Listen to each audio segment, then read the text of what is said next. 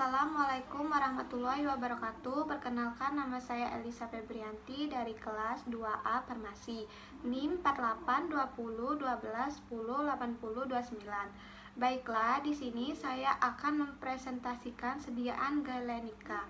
Sediaan galenika yang pertama adalah sediaan yang dibuat dari bahan baku hewan atau tumbuhan yang diambil sarinya. Zat-zat yang tersari atau berkhasiat biasanya terdapat dalam sel-sel bagian tumbuh-tumbuhan yang umumnya dalam keadaan kering.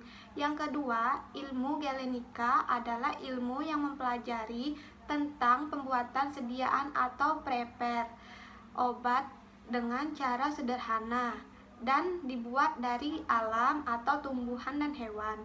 Yang ketiga, sediaan galenika bermula dari seorang ilmuwan Romawi bernama Galen yang menemukan suatu racikan obat yang berasal dari ekstrak tanaman dan hewan. Hal ini menjadi dasar pemberian nama sediaan galenika. Yang ketiga, cairan penyari masuk ke dalam zat-zat berkhasiat utama dari simplicia yang akan diambil sarinya. Kemudian zat-zat berkhasiat tersebut akan terbawa larut dengan cairan penyari. Setelah itu, larutan yang mengandung zat berkhasiat dipindahkan dari bagian simplica lain yang kurang bermanfaat. Beberapa jenis cairan penarik yang umum digunakan dalam sediaan galenika antara lain etanol, gliserin, eter, pelarut eksan, aseton, dan kloroform.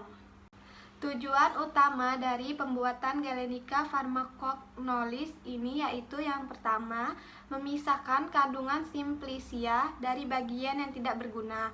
Yang kedua, membuat sebuah sediaan yang sederhana dan mudah untuk dipakai.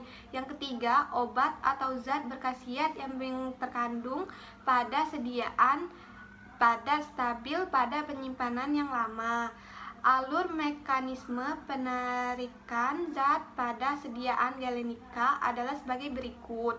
Yang pertama, cairan penyari masuk ke dalam sel simplicia. Yang kedua, zat tersari larut dalam cairan penyari. Yang ketiga, cairan yang mengandung zat tersari dipisahkan dari ampas simplicia. Hal yang diperhatikan dalam sediaan galenika yang pertama, derajat kehalusan. Semakin halus atau kecil ukuran partikel simplicia, maka semakin mudah dalam proses penyarian. Akan tetapi jika ukuran partikel semakin diperhalus, maka padat mempersulit dalam proses pemisahan zat berkhasiat dengan amplas simplicia, sehingga derajat kehalusan harus disesuaikan dengan simplicia yang digunakan. Yang kedua, temperatur, suhu, dan waktunya lama. Dalam proses pembuatan sediaan galenika, temperatur, suhu, dan lamanya waktu pembuatan harus ditentukan pada masing-masing simplicia, di mana seperti dimudahnya dalam menguap atau tidak, mudah tersari atau tidak.